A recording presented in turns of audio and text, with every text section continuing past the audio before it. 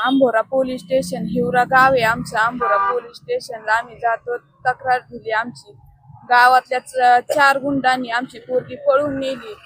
त्यांना सगळ्यांना माहिती आहे का पोरगी कुठं नेली, काय नेली. ते सरकारने असं लावलंय बेटी बचाव बेटी जगाव असं हे करते. जर आपल्या कमी वयाची पोरगी जर नेली असं उचलून येते, हे करते ते करते, तर कशाचं काय आहे.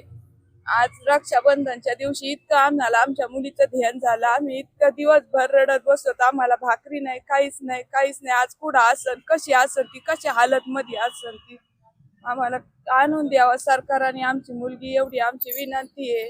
आम्ही त्या पोराच्या घरी गेलो, त्या पोरगी नेलेल्या त्या पोरीच्या आई बापाला विचारायला का आमची पोरगी कुठं असन काय विचारायला गेलो. त्या सगळ्यांनी मला धरू धरू मारलं. मी असे चक्कर येऊन खाली पडले.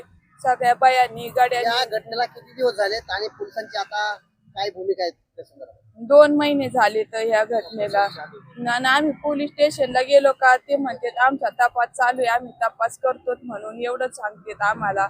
गेलं का म्हणते तपास चालू आहे. आम्ही का तुमचा तपास करीत नाहीत का, काय नाही का, आमचा तपास चालू आहे, बघू 2 दिवसात आणू या 4 दिवसात आणू एवढंच म्हणते आम्हाला. मुलीच्या संदर्भात काय झालं असं तुम्हाला काय वाटतं? काय झालं असं त्याचा तपासच नाही आम्हाला. आमची मुलगी मेली का जिवंत याचं काहीच माहितीच नाही.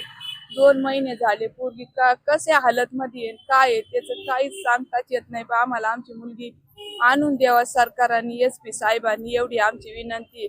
त्या पोराच्या घरी गेले मी, त्या पोराच्या आईला विचारायला, मला पण मारलं. त्या पोराची आई म्हणती तुम्ही काय आमचं वाकडं केलंय, आम्ही तुमची मुलगी नेली. वर्ग म्हणतो एका बुक्कीत तोय दात पाडी त्या गुंडांनी नेलेले. तुमच्याकडे काय पुरावा आहे आम्ही पोरगी नेलेली ते. त्याच्या आईनी बहिणीनी त्यांनी आम्हाला माझ्या जावाला मरणाचं मारलं. ना आमचे 3 पोरं आहेत गावात. ते म्हणतात का आम्ही या पोरांना जीव मारायची धमकी देतात. आमच्यावर इतका अन्याय केलाय ना, साधाच अन्याय नाही. हिवऱ्या गावात आमचं एकटंच घर आहे. एकट्या घरावर इतका अन्याय आम्हाला गावात कुणीच लक्ष देत नाही. एकटं घर असं वायली टाकल्यावानी केलंय. लय अन्याय केलाय म्हणते. पोरांना जीवच मारायचं धमकी देऊन शिवाय तुमच्या गावगुंडांनी मुलीला नेलंय ते गावगुंड आता गावात आहेत. गावात फिरते ते.